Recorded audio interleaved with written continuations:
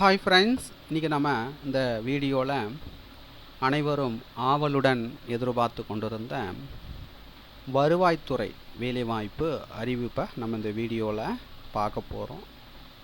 பதவியின் பெயர், கல்வித் தகுதி, வயது வரம்பு, சம்பளம், காலியிடங்கள் எண்ணிக்கை, யார் யார் விண்ணப்பிக்கலாம், எப்படி விண்ணப்பிப்பது, செலெக்ஷன் எப்படி பண்ணுறாங்க, விண்ணப்பிக்க வேண்டிய கடைசி தேதி என்னைக்கு போன்ற அனைத்து டீட்டெயில்ஸும் நம்ம இந்த வீடியோவில் பார்க்க போகிறோம்.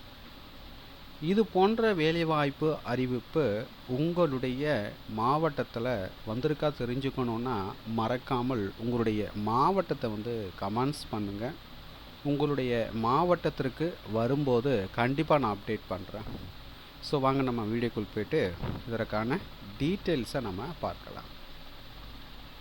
கல்வி தகுதியை பொறுத்த வரைக்கும் தமிழ்நாடு அரசு தேர்வுகள் இடைநிலைப்பள்ளி இறுதி வகுப்பு சான்றிதழ், தமிழ் ஒரு பாடமாக கொண்டு தேர்வு எழுதப்பட்டிருக்க வேண்டும். மதிப்பெண் பட்டியல் கட்டாயம் சமர்ப்பிக்கணும் அப்படின்னு சொல்லியிருக்காங்க. பிற தகுதிகள் அப்படின்னு பார்த்தீங்கன்னா, விண்ணப்பதாரர் பார்த்தீங்கன்னா விண்ணப்பிக்கும் வட்டத்தை சேர்ந்தவராக இருக்கணும். தமிழில் பிழையின்றி வாசித்தல் மற்றும் எழுதும் திறன் இருக்கணும் அப்படின்னு சொல்லியிருக்கிறாங்க.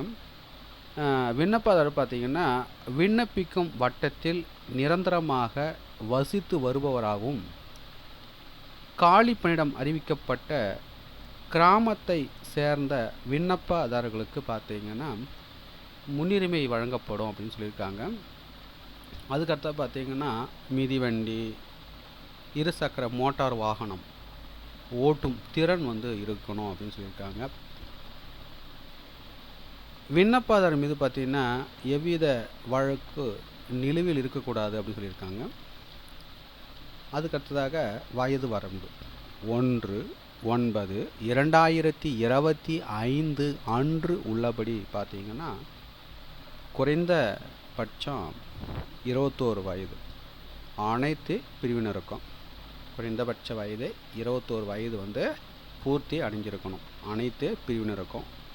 அதிகபட்ச வயது அப்படின்னு பார்த்தீங்கன்னா இதர வகுப்பினர், ஸோ அவர்களுக்கு பார்த்தீங்கன்னா 32 வயது. PC, MBC, DNC, SC, ST,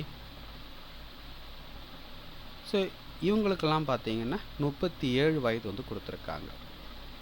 மாற்றுத்திறனாளி நண்பர்களுக்கு பார்த்தீங்கன்னா அதிகபட்ச வரம்புடன் பார்த்தீங்கன்னா 10 ஆண்டுகள் கூடுதலாக கணக்கில் கொள்ளப்படும் அப்படின்னு சொல்லியிருக்காங்க.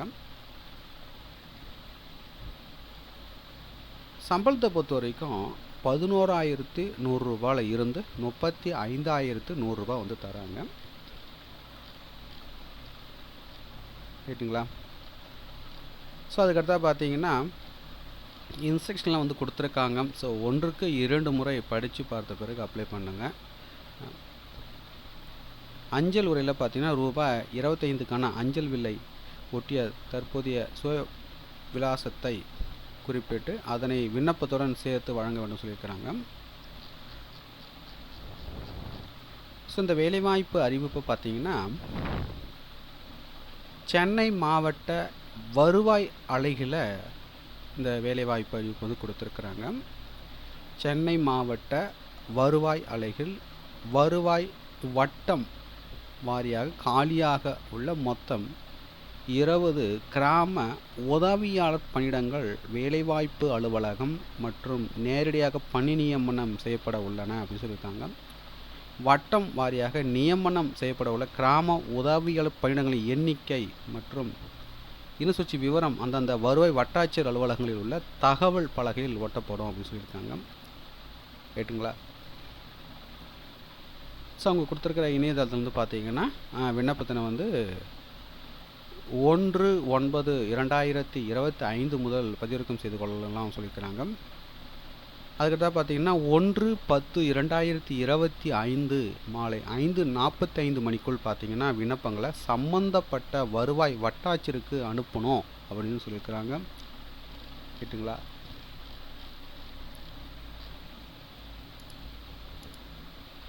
நீங்கள் பார்த்து கொண்டிருப்பது சென்னை மாவட்டத்திற்கான அஃபிஷியல் வெப்சைட்டு. ஸோ இதுதான் பார்த்தீங்கன்னா இதற்கான ரெக்ரூட்மெண்ட் நோட்டிஃபிகேஷன் வெளியிட்டிருக்காங்க.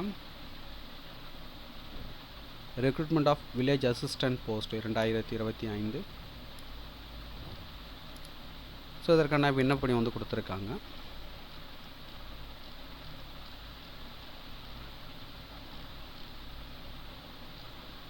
ஸோ தகுதியும் விருப்பமும் உள்ளவர்கள் அப்ளை பண்ணிக்கோங்க. மேலும் உங்களுக்கு கூடுதல் விவரங்கள் வேணும்னா நோட்டிஃபிகேஷனுடைய பிடிஎஃப் லிங்க்கு நீங்கள் பார்த்து கொண்டிருக்கிற அந்த வீடியோக்கு கீழே உள்ள டிஸ்கிரிப்ஷன் லிங்க் வந்து கொடுக்குறேன். டவுன்லோட்ஸ் இதை ரீட் பண்ணி பார்த்துக்குங்க. மீண்டும் நம்ம அடுத்த ஒரு வேலைவாய்ப்பு சந்திப்போம். அனைவருக்கும் நன்றி.